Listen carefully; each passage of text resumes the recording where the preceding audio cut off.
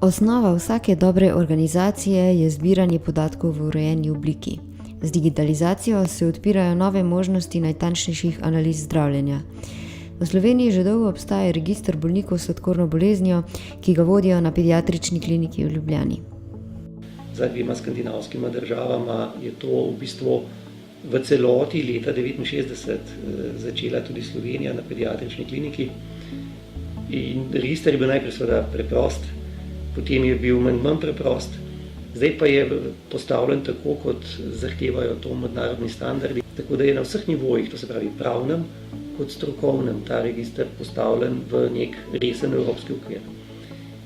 Anonimizirani podatki iz registra grejo v evropsko mednarodno bazo SWIT, kjer dobimo primerjavo 27 centrov vsako leto, tako da vemo, kako naša bolnica primerjalno deluje napram najboljšim centrom v Evropski uniji. Naša želja, če hočete, pa je, da bi to prešlo v celoten register za sladkorno bolezen tipa 1, to se pravi od 0 do 100 let, če hočete.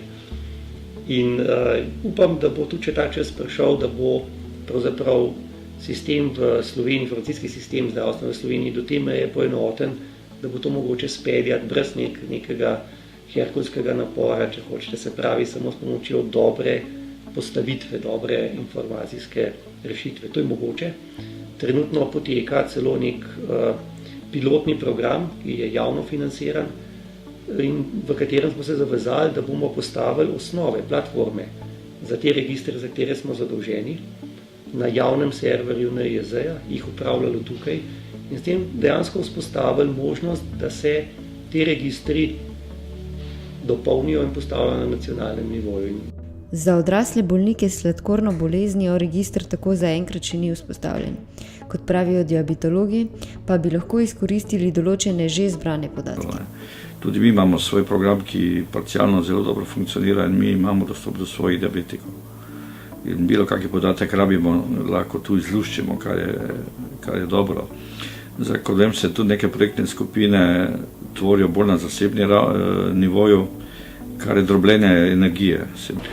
Mi imamo več baz podatkov o sladkornih boleznih. Če, kot temu rečemo v žargonu, poročimo te baze podatkov, dobimo že zelo veliko informacij, na podlagi katerih lahko ukrepamo.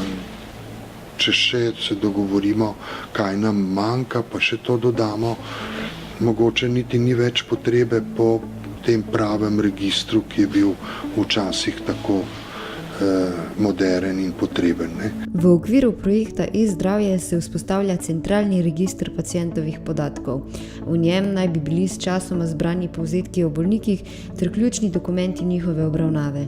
V centralnem registru je imelo po podatkih Ministrstva za zdravje oktobra vsaj en dokument 26% prebivalcev, medtem ko je bilo povzetkov o bolnikih v registru okoli 80 000 oziroma 4% populacije.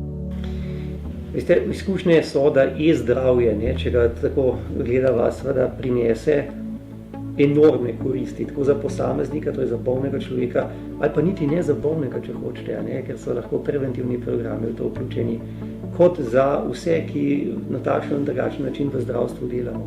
Še najbolj pa morda za tiste, ki bi mogli zdravstvo voditi. To se pravi, če bi bil nekdo, ki vodi zdravstvo, zainteresiran za resnično zdravstveno stanje prebivalstva, potem bi prvo stvar, ki bi jo naredil, pravzaprav uvedel e-zdravje in potem tudi resnično vedel, kaj se dogaja. Če tega nočeš vedeti iz takšnega ali drugačnega razloga, seveda tega ne storiš.